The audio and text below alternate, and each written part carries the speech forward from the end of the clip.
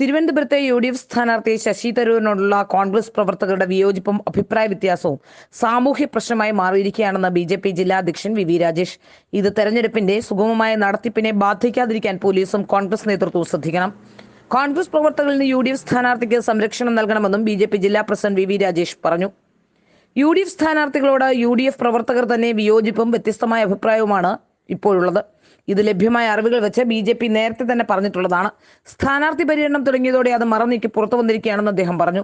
NDA കേന്ദ്ര തെരഞ്ഞെടുപ്പ് കാര്യാലയത്തിൽ മാധ്യമങ്ങളോട് സംസാരിക്കുകയായിരുന്നു അദ്ദേഹം. കഴിഞ്ഞ ദിവസം ബാലരാമപുരത്ത് UDF സ്ഥാനാർത്ഥിക്ക് നേരെ UDF പ്രവർത്തകർ തന്നെ പ്രതിഷേധവുമായി എത്തി. അവർ കൂക്കി വിളിക്കുകയും സ്ഥാനാർത്ഥിയുടെ മുഖത്തിന് നേരെ ഷാളുകൾ വലിച്ചെറിയുകയും ഉണ്ടായി.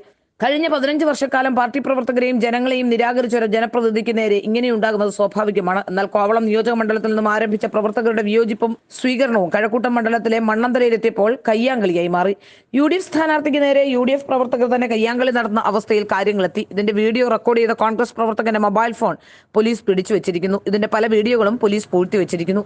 കയ്യാങ്കളിയിൽ UDF സ്ഥാനാർത്ഥിയുടെ വലതുകാൽ പരിക്ക് പറ്റിയതായും അറിയുന്നു. പാർട്ടി പ്രവർത്തകരുടെ രോഷം ഭയന്ന് കോൺഗ്രസിന് മുൻതൂക്കമുള്ള പല ബൂത്തുകളിലെയും സ്വീകരണം ഇതിനകം ഒഴിവാക്കിയിരിക്കുകയാണ്. 2 ആഴ്ച മുമ്പ് കരിക്കകം പ്രദേശത്ത് ശശി തരൂരിനെ അനുകൂലിക്കുന്നവരും എതിർക്കുന്നവരും തമ്മിൽ സംഘർഷം നടന്നിരുന്നു. ഇതിൽ ശ്രീകാര്യം പോലീസ് സ്റ്റേഷനിൽ പരാതി നൽകിയിട്ടുണ്ട്. ഇത്തരത്തിൽ കോൺഗ്രസിന്റെ സ്ഥാനാർത്ഥിയോടുള്ള വിയോജിപ്പ് ഒരു സാമൂഹ്യ പ്രശ്നമായി മാറുകയാണ്. ഇത്രത്തോളം പാർട്ടി പ്രവർത്തകർക്ക് വിയോജിപ്പുള്ള സ്ഥാനാർത്ഥിയെ തെരഞ്ഞെടുപ്പിന് നിർത്തുമ്പോൾ നേതൃത്വം തന്നെ ആലോചിക്കണമായിരുന്നുവെന്നും രാജേഷ് പറയുന്നു. തെരഞ്ഞെടുപ്പിന് മുമ്പ് ഇത് വലിയ അത്യാഹിതത്തിലേക്കും അക്രമത്തിലേക്കും പോകാതെ കോൺഗ്രസ് നേതൃത്വവും പോലീസും ശ്രദ്ധിക്കണമെന്നാണ് BJPക്ക് പറയാനുള്ളത്.